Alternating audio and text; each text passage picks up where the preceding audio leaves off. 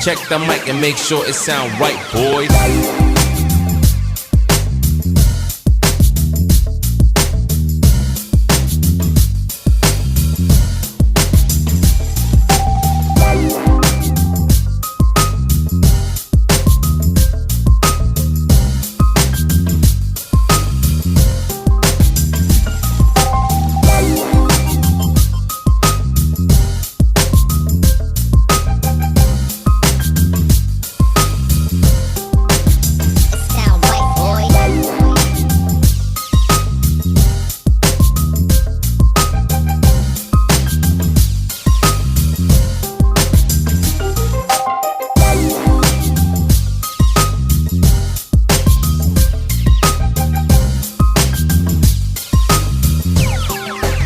It sound right, boys.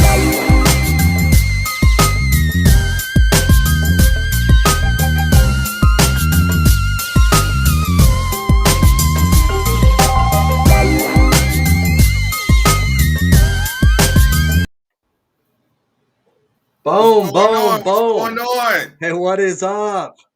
Hey, What's this is going Warriors on, Quest 2.0. Warriors Quest 2.0, baby. What's going on? Hey, Hey. what's going on, Jared? Hey, man, I'm happy.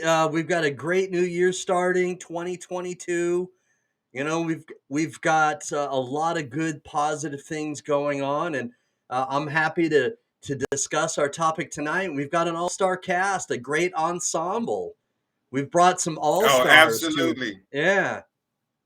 Man, I'm absolutely, excited to do this. Let's hit this out of the ballpark tonight. absolutely, absolutely. We talking about kidney disease, a family affair, and how it That's impacts right. the family. And Right. Jared, you had your dad dealt with kidney disease, didn't he?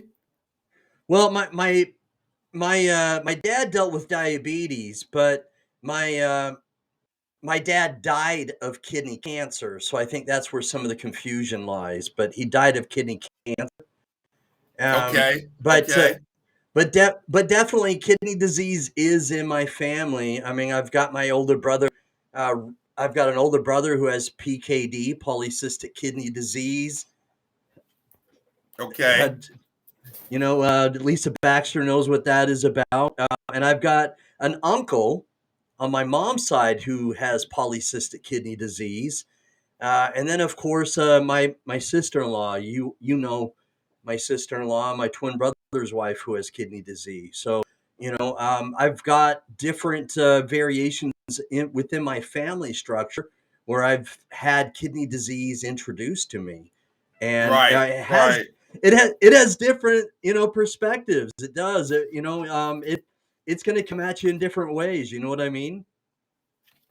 Oh, absolutely, absolutely. And the thing about kidney disease, it not just affects the person who's dealing with the disease, but it impacts the entire family. And that's what we're here to talk about tonight, how kidney disease impacts the whole family, not just the person dealing with the disease, but if they have a family, how it impacts the spouse or the loved one, the Mm-hmm. kids.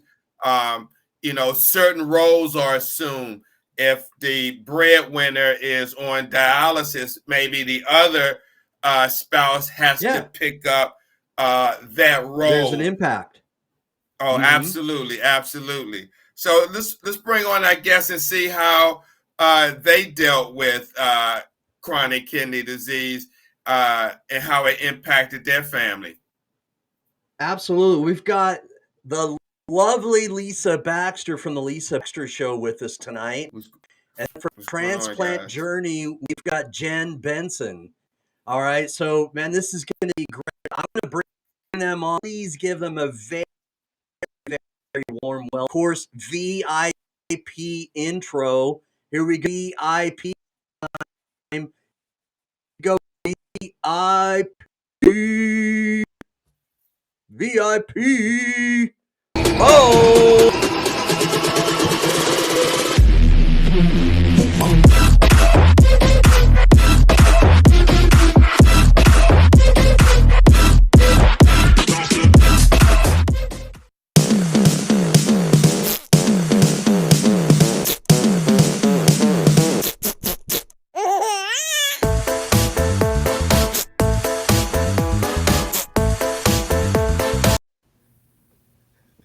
What's up, going on, ladies? How we ladies? doing? How we doing? Hey, How are you alive guys? and Happy New kicking. Year. Thank you. Happy New Year to you as well. Lisa, you missed that sound, huh? No, I said alive and kicking. Happy New Year. Whoop, whoop. Woo, woo. Ah. Oh yeah. Yeah. Nice, nice. Man, good to see you, lady. Man, this is going to be a lot of fun. Good to see You you. know, when he told me whom he had invited, I was thinking, man, this is going to be good because, you know, Lisa, you always speak your mind, and Jen, man, you always have a lot of good things to say, a lot of insight. You bring a great perspective, and so I'm happy to have you guys on here tonight. This is going to be good. Now, the other thing that you guys bring is that, you know, I have a perspective or a different angle because I have people within my family that have kidney disease, but you two have kidney disease. So you're transplant recipients. And so you have a perspective that both Steve and I don't have. And so this is going to be good to see the different facets of how we all see this, if you know what I mean, right? Oh Absolutely. yeah, sure. Yeah. So let's start with you, Lisa. Just briefly explain your experience with kidney disease.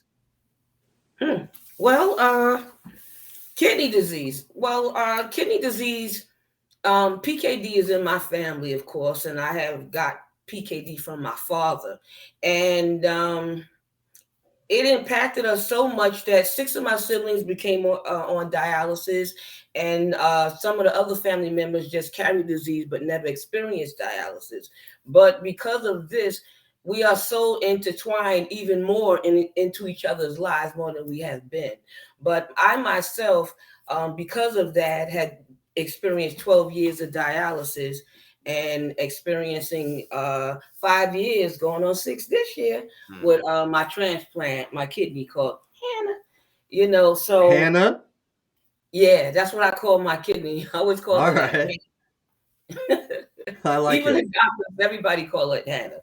So Uh-huh. yeah, so that's part of my journey, part of my experience of how I got it, or you know how I was dealing with it and everything. But yeah, it hasn't impacted my life and impact my whole family. Everybody had to jump in and do something, and I had to do that for them as well because they had kidney disease and been on dialysis as well. So it was all in the family.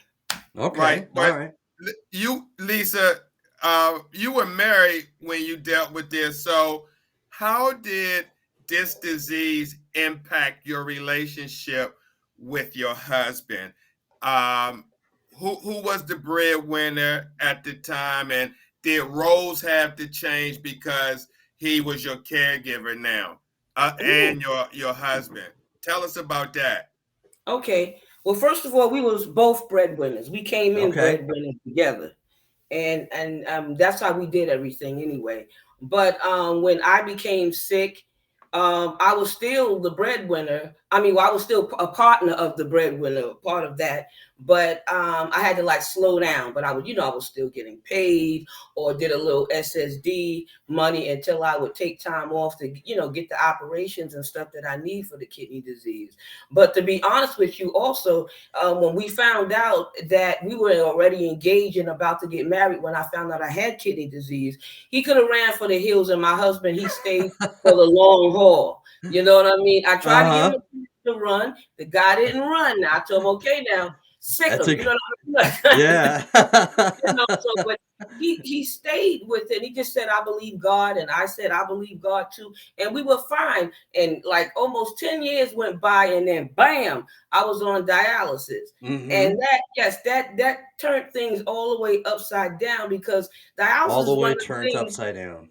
Yeah, because you had to have this thing 3 times a week. Now you went from Mm-hmm. somebody that was just going to work and back, and you're having your fun and your vacations and all that. You was able to still do that later on and learned how to deal with it when you got on dialysis. But before that, you were saying, what? 3 times a week I gotta go to this place. Then you're not feeling right. Then you're feeling weird. Then you're feeling weak. And then now you're going home to a spouse. Yeah, y'all was, passionate and everything. Right. And all of that stuff slow down. You're still there, but it's like it's a little on a slow thing now. You gotta kind of like, ration it out now because it's just different.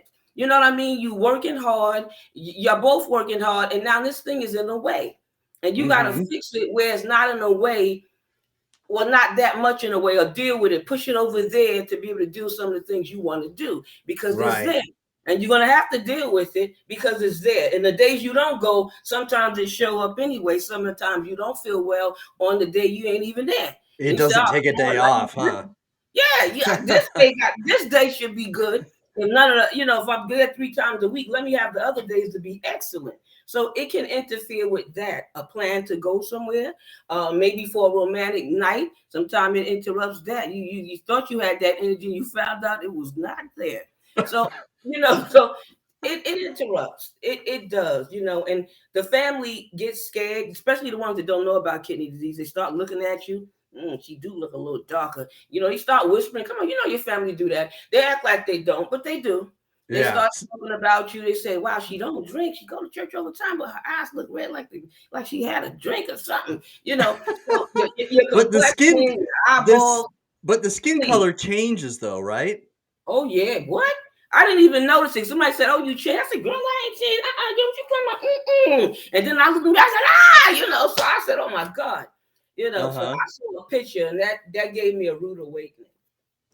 You start trying to look with practice to your mate too, because you start having the blotches and all of these different weird things that you didn't know you had. You could see through my hair and everything. I had beautiful long hair. Come on, don't go there. You know what I mean? So let me give Jan a chance, but I'm telling you. That it was some stuff. I could them 12 years was too many stories to tell, but that was a little bit. I tried to put it in a nutshell. You condensed it. Okay, yeah. Yeah. All right, Jen, what about you? What was your, compressed sort of story about how it's affected you and your family? So my family was absolutely, amazing. They stood by my side. My husband was there for me in a different respect. He was there. He didn't understand what I was going through. He had no idea what dialysis was. I think he was there for me in the respect of, the marriage vow, in sickness and in health.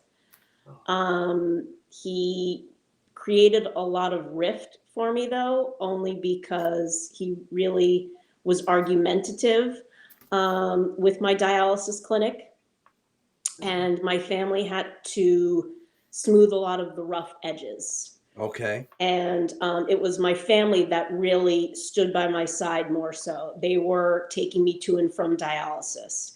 They were in charge of really helping me when I did home hemo, making sure I had the proper care, and I had a nurse that was coming to the house and helping me through home hemo. Because my husband was busy working at the time, I wasn't able to work because I was so sick.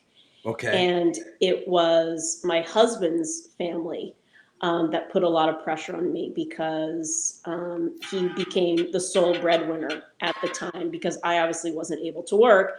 And they put a lot of guilt on my shoulders because I was so sick and he wasn't able to spend time with them.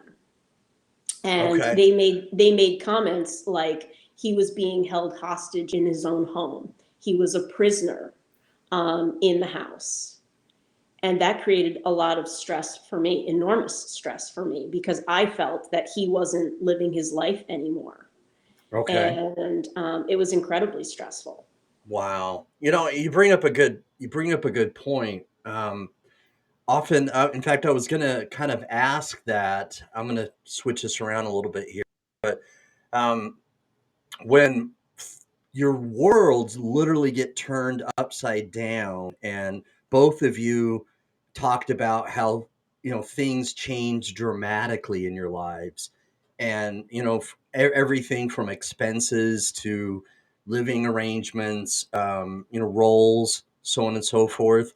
When something like that happens, can the mood swings cause, either what I call disputations, or can it cause some friction because you don't feel well, your spouse gets irritable because maybe your spouse hasn't gotten enough sleep, or has had a lot more stress than usual? Has that Does that kind of escalate as well? Mm. We can Um, really. Oh, go ahead.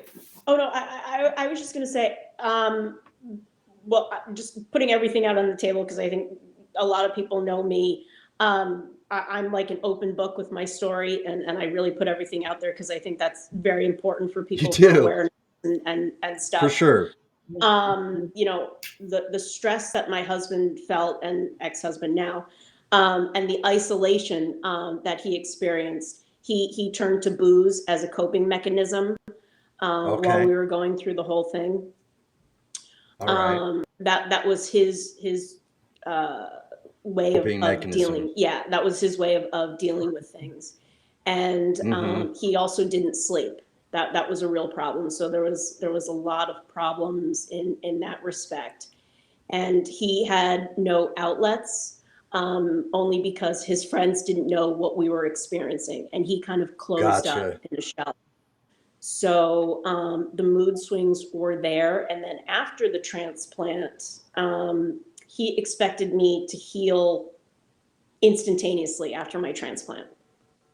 And he saw himself as the hero because we had overcome, and he thought he was really responsible for the transplant.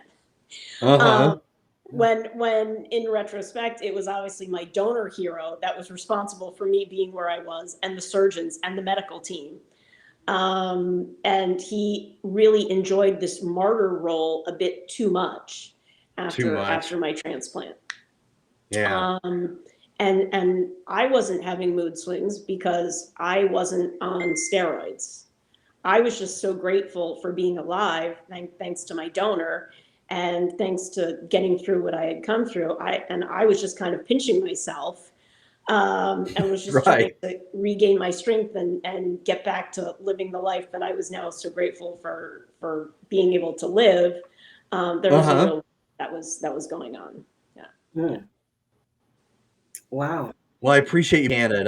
And that's right. I mean, that's um, again, not everybody will express things like that. I appreciate that about you, that you be honest and open about what's happened. Um, the Because this is real, and that's why we wanted to have this discussion. You know what I mean? Is that this? If we don't talk about it, we don't, discuss it, then how are people who are currently dealing with this? How are they gonna, how else are they gonna think that maybe what they're going through is abnormal, or they're gonna think that they should be handling it differently, or they should be handling it a different way, or so on and so forth. And Yeah. so Yeah. it's a huge advantage that we have some Yeah. recipients like you guys to talk about this, and to kind of express yourselves in such a way that's it's huge. I can't thank you enough for doing that. Yeah, I think Bella, brought up a good point that families can be judgmental, and I think it comes from all different perspectives of family. It's not necessarily your family, but Right. different In-laws, sides other of family families, can be right. Don't judgmental. forget it. Anybody and everybody. Anybody, right. Not just Yeah, family, but anybody. I friends, mean, they can be strangers. cruel as Yes. well, Yeah. outspoken, you know what I mean? Or, Yeah. some even wonder why your husband didn't leave you, or why did he put up with that, kind of thing, and I used to say to my husband, I said, you probably didn't even sign on for this. But I don't know what I was talking about, because marriage is marriage. You Right, signed on right. for the whole thing. I don't know what I Absolutely. was thinking, Yeah. but I'm I I wouldn't say it was like mood swings, because we could read each other pretty well. Because sometimes he said, Lisa, something's wrong, and I say, no, nothing's wrong. You know what I mean? And I could, you can just read each other. I could tell when I was getting on his nerves. I could tell when it was too much, a lot for him. But he really hung in there. I had to give it to him, and I'm not saying this because he's passed away or anything, because I ended up having to be his caregiver. And I think Right. not just because of marriage or vows, I ended up being a good caregiver to him because he was such an excellent, good caregiver to me. Gave You you a know good what I mean? example. Taking me, Yeah. especially when we flew somewhere or went somewhere, he went to the treatments with me. And I kept saying, why you keep coming with me to dialysis? He said, because we in a strange place. He said, they Yeah. don't know you. You know, they don't know how your Right. pressure get low, you pass out. I didn't Mhm. even know he paid that much attention to that like that, but he knew all of that. And I'm glad he knew that, because I was like that with him, but I'm like that with my family, my siblings. If something Yeah. go wrong with my sister, I could tell you like that. Oh no, she's point B. No, blood is this, that, because we in each other's life like that, in each other's business. But when I saw Mhm. it was too much for him, I say, babe, go out with your friends, or go see your brothers. Why don't you go see your brothers? Or I say, let's go out. Or sometimes I just tell them, go out by yourself, because when you're a caregiver of the person that's sick and you looking at this person that used to look a whole nother way, I'm sure that gets to you and bothers you, because it bothered me a whole lot. I didn't see it either at first, and then you see the changes. You see this every time. You know what I mean? And it can get too much for a person. I knew a person that left a husband and a wife, left each other over stuff like that because they had a colostomy bag and stuff like that. Some of this stuff will shake you up and scare you enough to run away from any marriage or relationship. Sure. Right. Right. But Shondo, you know what I mean? Let me ask Jen a question. Jen, you're founder and CEO of Transplant Journey, which is an organization that assists individuals looking for a organ, Mhm. because it could be a pancreas or it could be a kidney. But have you, in your experience, what have you heard from transplant recipients on the changes of how this disease, before they got the transplant, how the impact of their family changed now that they got the transplant? Have you seen it get better, or did it get worse now that, say for instance, you had a husband that played the role of caregiver to the wife. The wife got a transplant. Now she could do things on her own and kind of take that role back, leaving the guy almost not the caregiver. Have you seen any situation I see. So like that after transplant? I haven't seen that, but I will explain. There's literally kind of very extreme situations with the recipients, and it seems like the recipients are on two ends of the spectrum. They are either extremely grateful for the gifts they've received, and they want to give back in any way they possibly can, and they advocate and they do everything they possibly can, or they just want to move on completely with their life and forget with everything they've gone through. And they go about it with their families, and their families are willing to give back, and they do everything they possibly can in the field of advocating and donation, and their families really travel the journey with them, or there's nothing whatsoever, and they just go about their daily life, and they do everything to kind of forget it completely. Just completely forget it. Wow. Just completely forget it. Yeah. And Wow. and just that's it. And I can see both aspects in that regard, because their journey has been so tough, and they really are warriors, and they just want to forget the turmoil and the difficulties that they've been through, and they want to go on about living, Right. because it Yeah. has been so challenging and so difficult, and wrought with emotional roller coasters that Mhm. the spouses and the families have been through. So I can understand that, because it's been challenging on all fronts for everything that the whole family has gone through. I do understand that, but Yeah. you have to understand also, you have been given a second chance at life. I mean, so it's hard for me. I look back at 7 years on dialysis, there were some really, really close calls. I had my last rites read to me multiple times. So it's really Wow. tough when I think that You had your last rites said to you multiple yeah, times? multiple times when I Wow. was in my early 30s. Mm-hmm. So to not realize how precious life is, and to think that I would just go about and never revisit those close calls is really tough for me. That I would not want to give back at every opportunity that's been given to me is difficult to comprehend. Which is, one of the reasons why I formed Transplant Journey.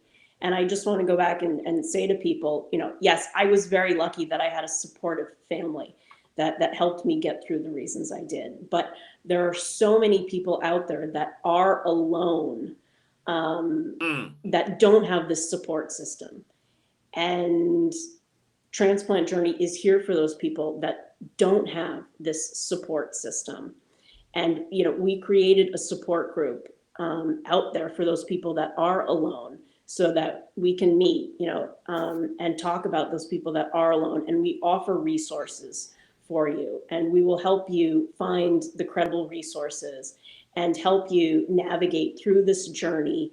And we meet every third Thursday of the month via Zoom now because of what's going on, and we have mentors that have been through it, and can help guide you based on their experience and help you find transplant centers, and will help you in your search for donors, living donors for liver and kidney. And literally that can mentor you, and just so you can talk, so you can vent, so you can share. We now have, a support group for caregivers as well, where they can do the same. Because it is so tough, and it is sometimes so lonely when you don't have a family or you don't have friends that you can talk to, because it is really a journey out there that people should not be alone. Alone, right. Yeah. But Amen to that. Lisa, before you answer, Lisa, let me ask. I want to ask Jen. Jen, do you think that so you had mentioned warriors who may go through this alone? Do you think that warriors who do try to navigate this alone could get burnt out trying to do this? Absolutely.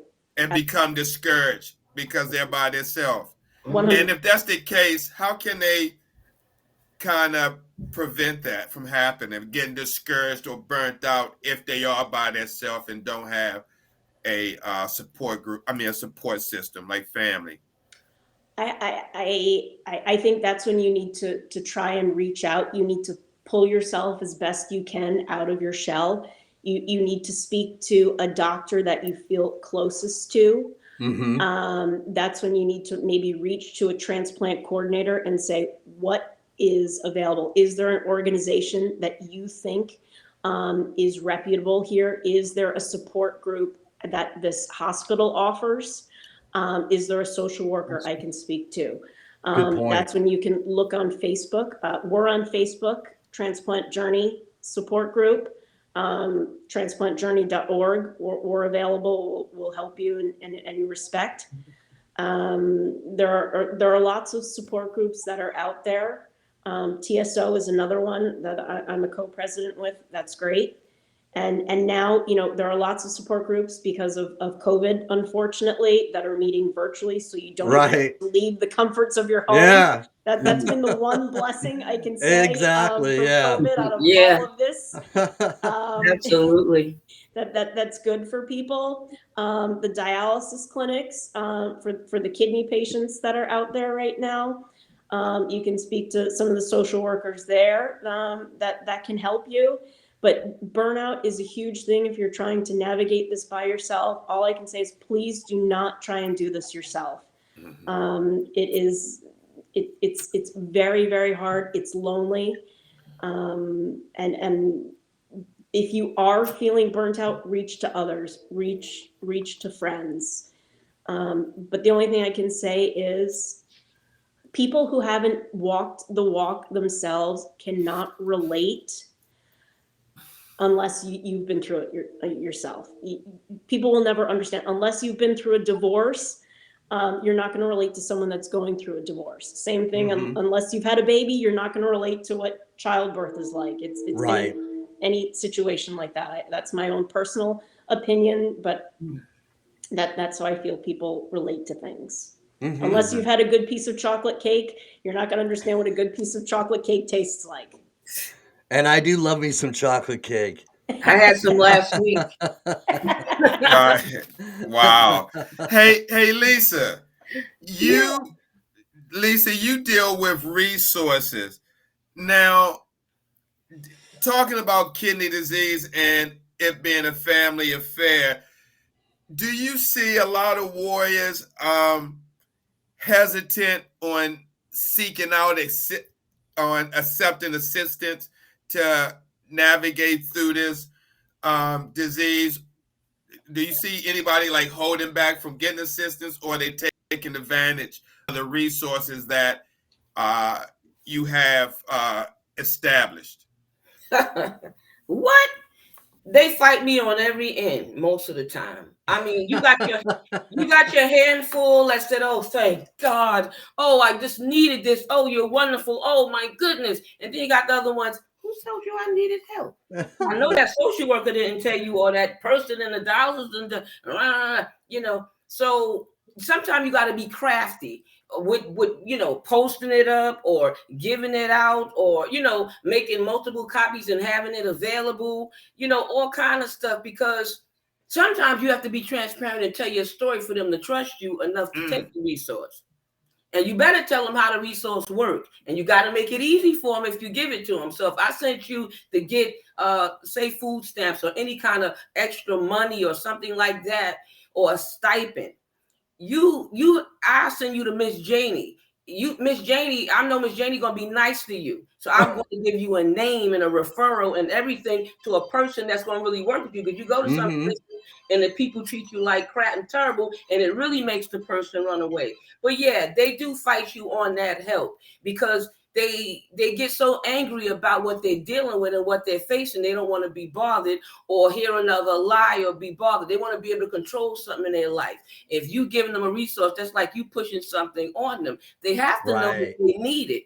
And they have to know that they really want this thing. You have to make it really presentable and make them hungry for it, like I used to do with the kids when I sat down and they didn't want to eat as a social worker. And I said, "Oh, you don't want to eat that? Good, more for me." And I act like it was so delicious that it was just how it was benefit me. They said, "Can I have some, Miss Lisa?" I said, "I don't know. You said you didn't want any. You sure?" And that's how I got them to eat the vegetables. But you know what I mean? I had to be tricky or crafty. And that's what you have to do sometimes when people need help and they don't want to accept it. They don't like it. They curse you out. I get cursed out. Door slammed in my face. Bam. And sometimes they come later. "Girl, we that thing you told me about. You should have been told me. You know I'm crazy. And it just takes you through. And they forget that you're sick. Even though you need the social worker or the advocate, because I was the advocate for both of my centers. And they just figure you got that time. You can deal with all of this, and you dealing with your junk too. But because of the way they get, you just try to be there for them anyway, and you be truthful about it. "Girl, I don't feel good either, but I got this for you." You know what I mean? Be honest, because if you act like everything is good all the time, like you said, and everything is all right all the time, you don't feel good. You tired. You don't want to even be bothered. I don't talk when I don't want to be bothered. And everybody know that about me. They say, "Girl, you ain't yourself." You know what I mean? I always say to them, "You want some tea?" Or I always got a bowl of different types of candy, whether if you diabetic, a chocolate piece in there for you. But they say, "You everything with tea and candy all the time." So they say that back to me. They say it back to me when I'm being quiet. So quiet. When I'm upset, I'll just say one word answers. Yeah. Well, tea can be calming. Right. Oh, yeah. Right. Well, Lisa, you said something that I really like, is that you, and I don't know if it's the social worker in you or something that you learned separately, but you said that I get it that you don't feel well. I don't feel well. either, or something like that. I don't remember your verbiage completely or Mhm. 100%, but what you did in that statement is that you were showing empathy, and I like that because it makes them stop and think, that you can relate because you don't feel well too, that. And so how, when you've been able to say statements like that where you can have them think that, that they're not alone and that you're going through something too, has that helped people kind of open up a little bit more when they understand that you're also sick? Big time. They forget you're Mm. sick because they see you have a job, you're moving Mm-hmm. around, you're doing all this stuff, but they don't know you have those breakdown times. They don't see that part. They don't live with you, so they don't know the time you crying. They don't know the Right. time you're in pain. They don't know when you don't want to be bothered. You want to pull the covers over your head, leave me alone, kind of thing. I'm dealing with this now. I'm trying to deal with it so I could deal with you. So let me deal with myself so I could deal with you. But Uh-huh. if you lie to them, they never trust you again. And I learned that Right. even from being a counselor with the young people and the children. You always have to be honest and upfront with them. So I say, girl, oh, I feel horrible. I don't know what I came to work for. I said, but I did come for you. So what is it that you need? I'm going home after this. Sometimes they got to see that you care or you put them first Mm-hmm. or you understand. You know what I mean? You willing to go the extra mile. They love the extra mile bit. Oh God, they love the extra mile. And then they see it's genuine. You ain't because You've let got me to be tell you something. genuine, When you right? sick, I don't care how much money you got. I don't want to be bothered. You know what I'm saying? When you sick, you have to love that job, love that person, or want to give that resource out. Because honey, when you don't feel good, it's like So that's just the truth, and you better be truthful about it. When once your clients know you or your friends or the people that you advocate or work with, your community, kidney community, they know you like a book. They know when you're sick. They know when you're telling the truth. They know when you're lying. And they know when you're sick. Because somebody walked up to me and said, oh, why are you not going home? And I said, why are you saying that? They said, because I can see you in pain. It's all in your face. I didn't know nobody could read it. Matter of fact, my Yeah. boss told me that last week. You know what I mean? I was For trying to real? hold it in. Okay. But it was there. They saw it on your face. Okay. Yeah. So, Jen, let me ask you. I didn't hear much of your story. I had left out with your husband, but when you was married and dealing with this, uh, did your husband or spouse at the time did y'all at times like create like plans? Like for instance, did he like encourage for you to stay positive or ask you like what you need and what you don't need?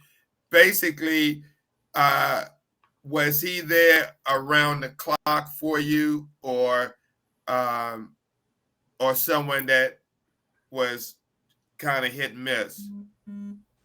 Hit and miss is a good way to describe it. Yeah, yeah, yeah. I would. I mean, I'll give him credit. He tried his best. In between beverages. Yeah.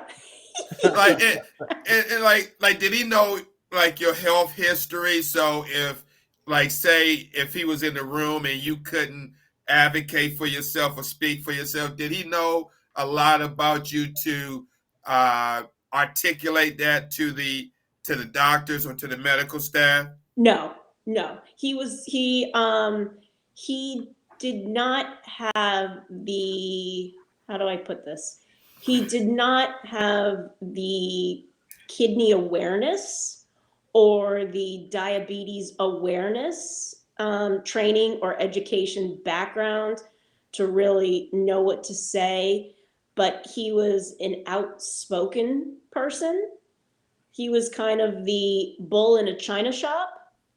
So he would get in their face, which he Oh, thought was wow. helpful. Yeah. So it became very problematic because my family then had to really smooth things over with the doctors and nurses and staff at the dialysis clinic Uh-huh. because it really, like I said, created some real problems and offended a lot of the doctors and the staff and the nurses. which made things very uncomfortable. I'll say I got called into a lot of meetings at my dialysis clinic because Really? of the issues he caused. Okay. And I got written up because of his behavior, Really? because he would kind of come at the nurses and the techs at my So clinic. it literally caused you problems at your clinic. Yeah. Wow. Yeah. Yeah. Wow. Wow. And he thought he was doing good. He thought he was Right. advocating for me. You know, why didn't you do this? Why didn't you do that? Her machine was going off, and you guys didn't come soon enough when her blood pressure was crashing, and this and that. And he truly thought he was doing good, but it offended the staff and it caused them serious problems. So I would get in trouble for it. And then I was kind of having to make nice with them and soothe their wounds because he came at them so hard. And he didn't know better. He thought he was doing best, and he didn't understand how the machines worked and why they were alarming and what to look for on the machines, because he didn't take the time to learn. He wasn't interested in that. And there were times, when my sugars were crashing at night, my blood sugars were down literally in the 50s, and I would need a shot of glucagon and stuff. And I would be, drooling and shaking and having the sweats, and I would be trying to pull up my own, and I'd be trying to wake him and rouse him and doing it myself, and he would just know he had to do what he had to do, and we'd be calling 911, and he wasn't taking the time to learn that, okay, just get me a shot of, the glucose shot and stuff, get me that first, and he'd be too busy kind of yelling at me, Jen, why didn't you wake me sooner? Why didn't you know? And I'd be like, listen, I can barely, get my act together to try and figure out what's going on. My sugars had crashed in the middle of the night. Chando. And stuff like that. So it was all kind of part and parcel for the situation. Sure. Yeah. Wow. And I guess that's why it's very important with this show. It is. Because hopefully we could, from you and Lisa's, I know everybody has a different story, but hopefully we could kind of get some tips on, we're not professional She is. counselors. Well, Lisa Lisa is, is. but Yeah. we're not professional counselors, but just ways that if couples are watching this, that I'm sure it's not an easy road, but how can you work through some of the problems that are brought on by CKD when it comes to road changes or developing an action plan, or the spouse knowing your medical history or what meds you on so they can play a more active role if you can't do that. Absolutely. Lisa, was that the case? Like, did your husband kind of know what was going on with you? I know you said y'all would travel, he would go with you, but if you couldn't speak for yourself, did he know what to convey to the doctors and everybody if you couldn't? Oh yeah.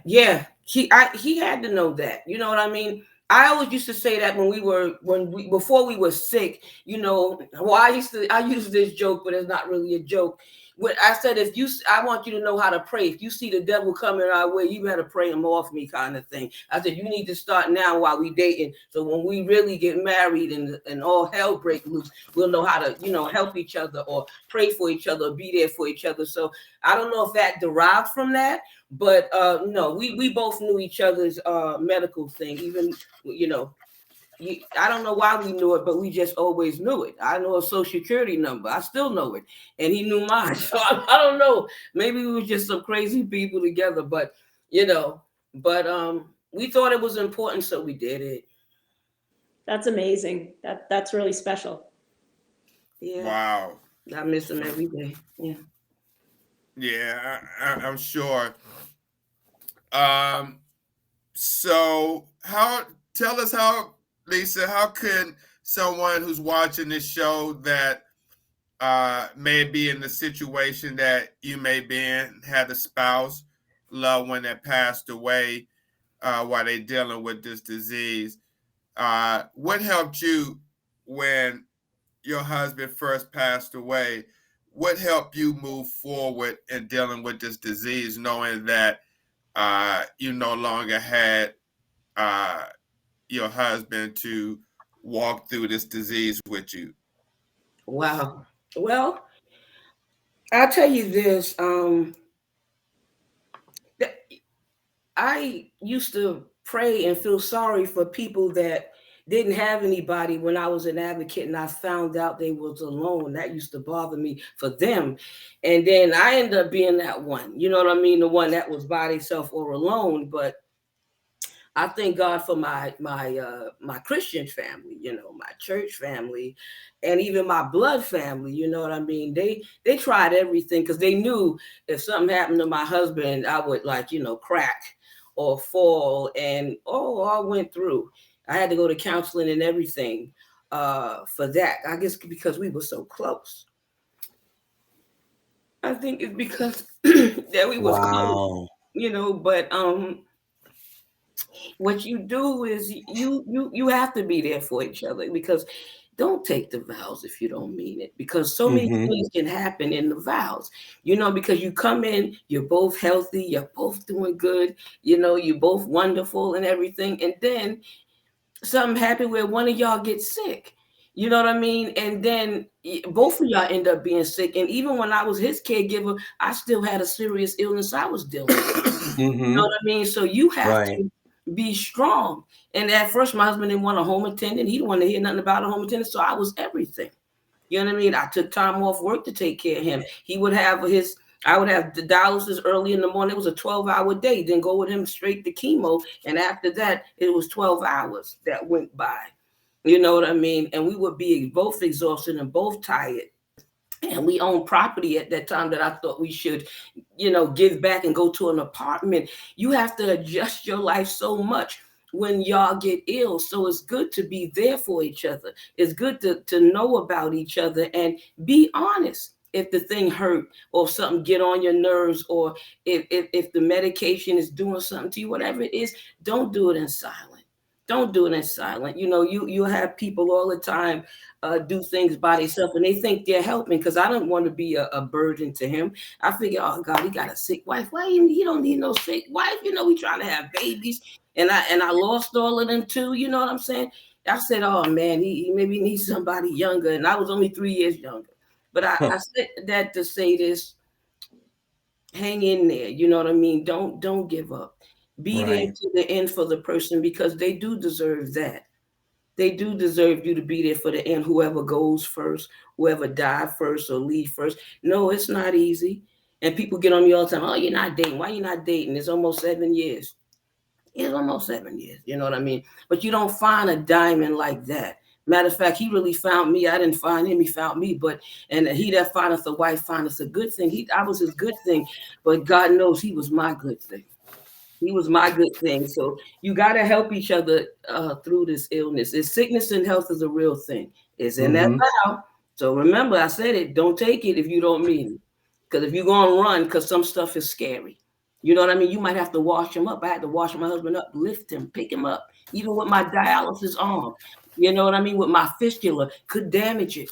But I still had to wash him and pick him up. And he even had to wash me when I broke the things in my neck, even before I got on dialysis, and almost died and was poisoned by a doctor and lost every baby. He had to be there holding my hand in my face. He could have ran, go find some woman, give him a couple of kids, somebody that wasn't sick, but he didn't. So please hang in there with your spouse. I didn't even mean to talk so long or get emotional, but No, don't stop. Jan thing started me first when she talked about her husband and everything. And then I was trying to not act up. So Shando. Okay. Right. Let me ask one more question to Jen. Jen, do you think that families with children, when one of them gets diagnosed and they have children, do you think they should talk about the disease as a family? Meaning, do you think kids should also know at age appropriate level, or the right time to know about their parents' disease and what it's about and what it is. Yes, Do you think absolutely. that's Mhm. talked about in a lot of families with kids? Oh, do I think it's talked about? I can only speak from some of the families and patients we've worked with transplant journey. It seems to be, in my experience, yes.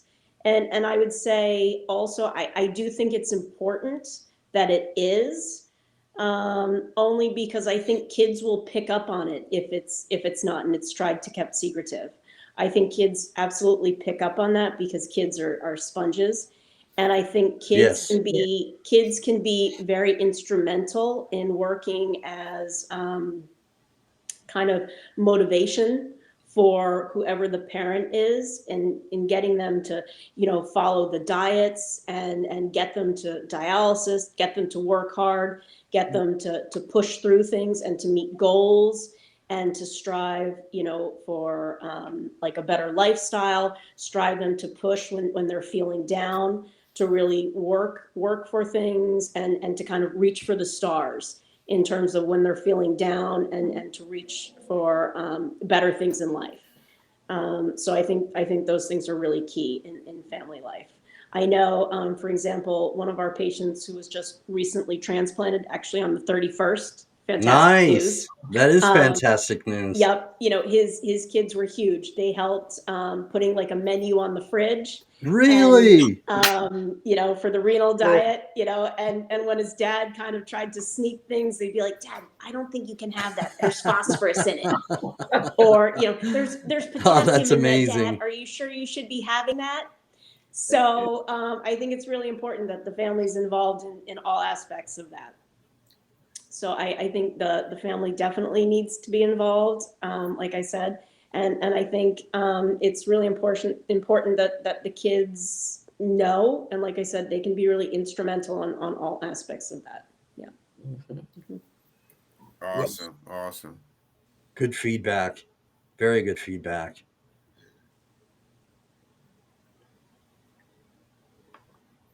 So So, we've heard go from ahead. both of you, and each of you have given some really some honest feedback. Lisa, thank you for your honesty and and Jen, you were very candid and you were honest with what's happened in your life as well. I appreciate that. And Bridget here, I want to read a comment. I just brought it up a moment ago. I'm going to bring it up again, but this is what a show like today can do: is that people that are watching are hearing what you're saying, and it can help them. She's saying that she can relate with you, Lisa, because she was in the same situation. He's gone, and I'm here alone battling CKD. And then she says, not alone really, because she has the Lord Jesus Christ with her. But this is somebody who's watching, Mm. the show right now, and is getting encouragement from your story. How does that make you feel, Lisa? Mm. Oh, that's beautiful. That's thank you so much, Miss. Thank you so much. That was so nice to say. I'm glad you got something from it. When she wrote that, I immediately thought of Candy, that I, stood in Right. for. Yeah, Yes. God Mm. bless Candy and her yeah, family. yeah. Um, So, Yeah. Prayers out to Candy. Wow. mm-hmm. yeah. But thank you so much, and that made my heart smile. I mean, if you don't see it on my face, my heart is definitely smiling. Thank you. And that is great news, Jen, about the transplant recipient on the 31st. And, and the way the kids talked and stuff, it's incredible to hear the happiness that it can bring a family. And New kidney, it's new year. yeah, Come that's on here. wonderful. That's right. Yeah. You better go ahead. Hallelujah. Yeah. It's a way to start out the new year, that's for sure. Yeah. Fantabulous. Uh-huh. Hmm. You need that. You need that good news, that good For thing. sure. For sure. Oh, Good news um, can often, when we never know when good news can help uplift and encourage somebody. Yeah.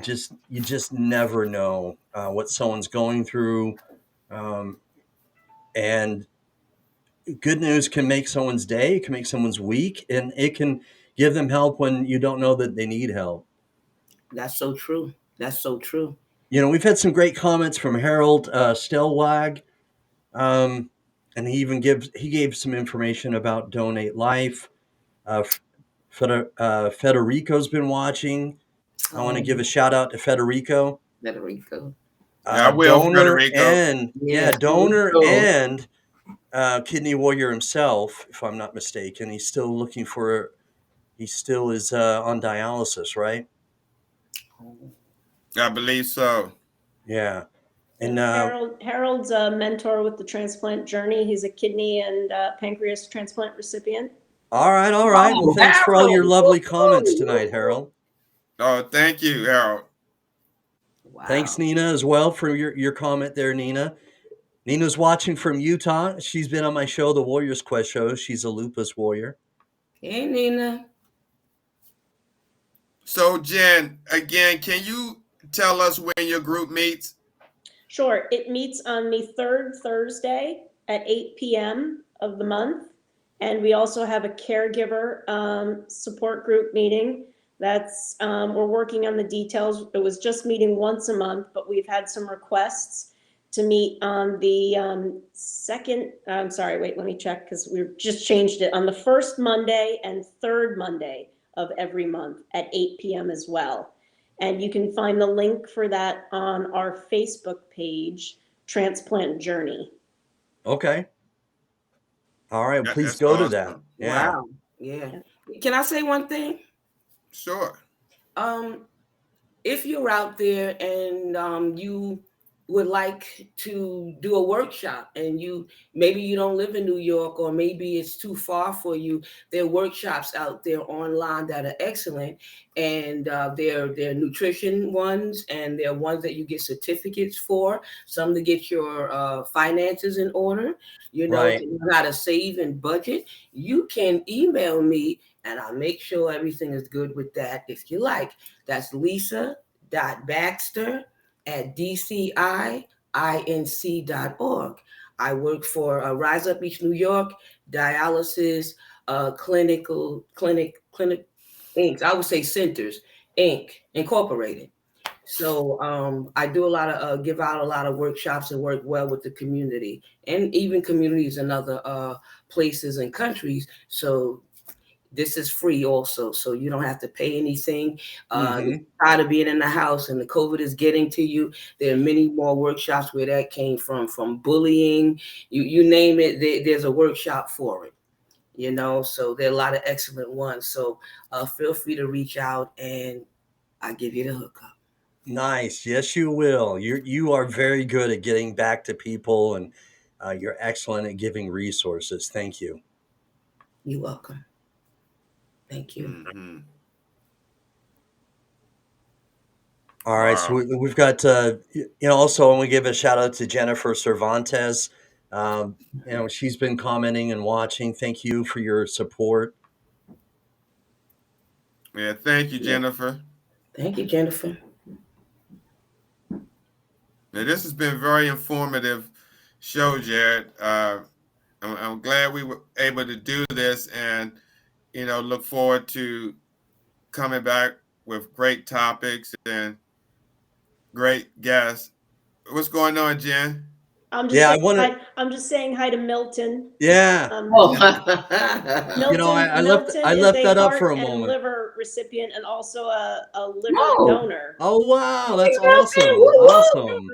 I So was just gonna. I left that out for a moment because he's also commented many times, so I wanted to give him, a shout out too. Wow, Wow.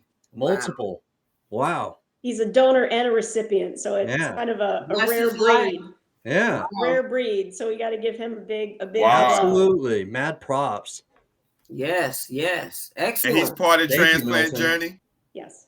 Very cool. Oh, Very cool. yeah. Well, thank you for what you've done, Milton. Thanks for your for being a donor, and thanks for being a warrior, and thanks for your comments tonight. And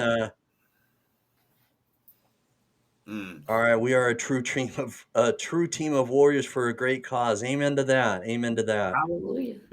Yeah. Jen, I know we don't have much time, but if someone wanted to become a mentor Mhm. with Transplant Journey, what is the requirements? Basically, they could fill out a contact form at info@transplantjourney.org. And we just kind of talk to you, find out what you've been through, and we have a list of expectations that we would go through with you and talk about your commitment levels and what's expected from you. Excellent. Awesome. Awesome. That's right. Be a mentor is a good thing. I love doing it. Absolutely. Absolutely.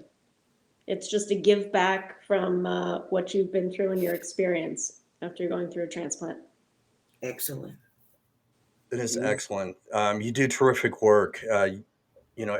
You and your whole team at the Transplant Journey, I have admiration and respect for everything that you've done there. Thank you.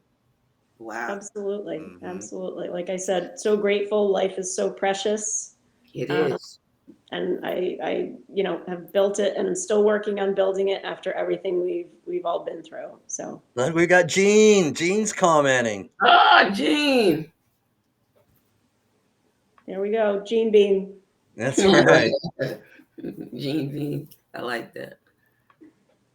You three guys rock. I ain't mad at none of you.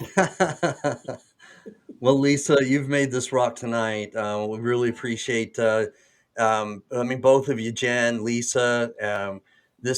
When Steve had this idea, I thought it was a great topic, and to come together tonight and discuss it, I think it's only going to give people encouragement. It's going to help, and that's what we try to do. Obviously, every time we do something like this, is try to give hope, try to give encouragement, and try to make people's lives better. And I think what we did tonight did just that. And without your involvement, it wouldn't have been successful. And so thank you.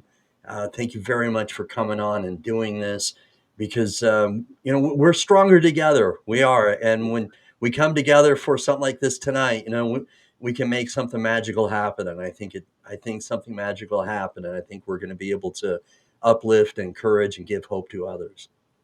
Have to I start the year agree. off with something better than 21, right? That's right, Yeah, man. The last absolutely. 2 years. Yeah. Mm. Yeah, Gene is also a mentor for Transplant Journey. So we got a lot of good people here tonight for Very Transplant nice. Journey. Very nice. Fantabulous. Well represented. Mm-hmm. Yeah.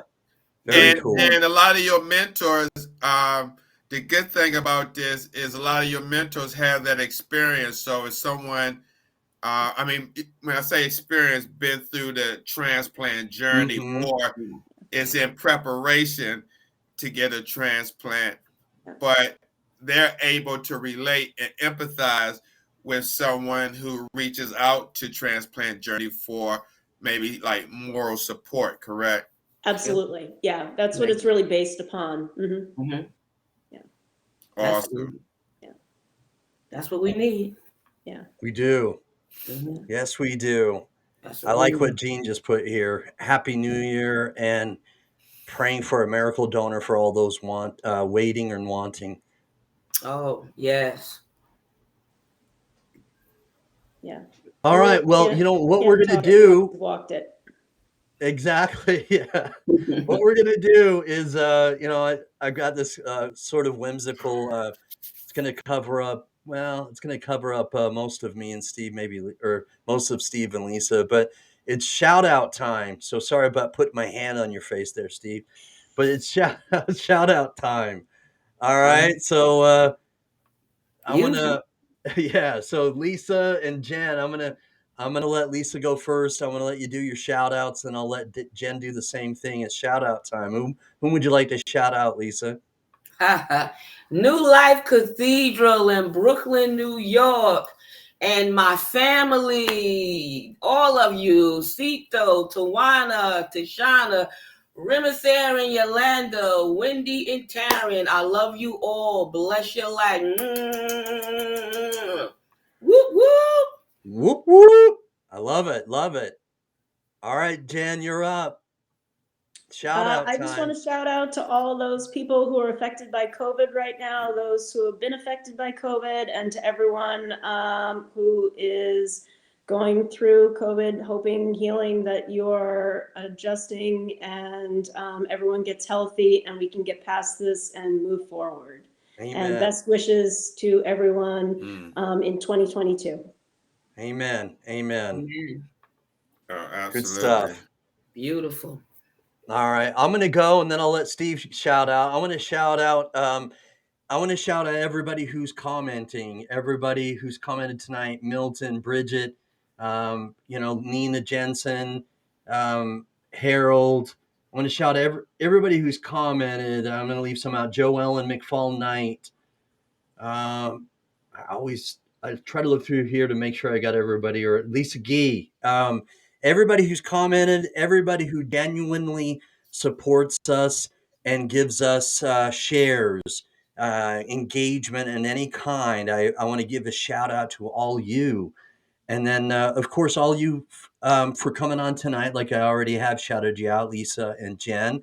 And I want to shout out. To Steve for being such a stand-up guy, because he's got a heart that's bigger than anybody else's I've ever met. He's got a huge heart, always wants to help people. He's genuine. He's thinking of others. I want to shout him out for doing so much for me and all of Urban Health Outreach Media. So that's my shout out. Oh man, thank you, Jed. I've never seen this part of the show. But yeah, man, I'd like to shout out to everyone who's watching and supporting us through 2021 up until this point. And thanks, Jen and Lisa, for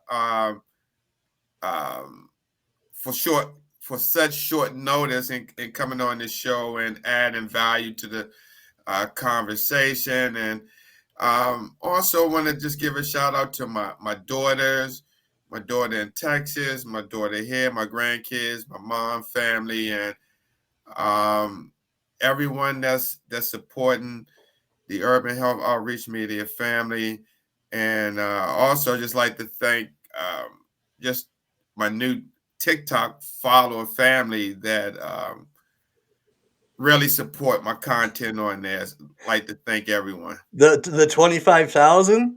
Well, it's up to 26 now. 26,000. Oh man. 26.4. Woo! Woo! Count it.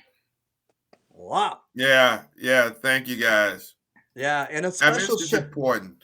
Special shout out to our Russian comments. I think it's just spam, but for whatever reason we get these little Russian comments on every one of our broadcasts. It's pretty weird. I don't know if it's how they're listening and what that actually means. But anyway, special shout out to our Russian comments. Yes, all of them. Yes. Ooh, that's impressive. Yeah, have you guys noticed that pops up on every one of our broadcasts? It's so weird. Yeah, they'll watch all your shows. Yeah, he added the shout out thing. I remember. Yeah. It's Sputnik that's commenting. It is, yeah. It's Sputnik, yeah. It's something. I don't know. Maybe that's how that's how everything's gonna be done now. Russia's watching us all the time. No, I'm not pouring any haterade on Russia. I got we do have some genuine Russian followers and some genuine Russian followers on TikTok. Special love to them. It's just those things just pop up all the time. I don't know what it means or what it is or so on and so forth. So I'm just making light. All right, but anyway, thank you guys for rocking it tonight. Let's rock this again. Hopefully we can continue to have a very, very happy 2022. Yes. Let's keep everything positive. Let's make sure that we're sending people encouragement. We're giving people, we're keeping people on our prayers. We're including people, and that we're just making sure that we're just building a great community. So that's what we want to do. That's what we want to continue to build. And so thank you guys for watching tonight. Thanks for making this such a spectacular show. I'm going to say peace. We're out. And where's that outro, guys? I always misplace that. I think I left it under. It's over there. I know. Hold on. I think I left it under some duct tape. Where did it go? Hold on. Here, is this? No, there's the duct tape. Hold on. Where'd it go? You guys, what happened? Do I not have it? All right. No, wait. There it is. There it is. Check the mic and make sure it sound right, boys.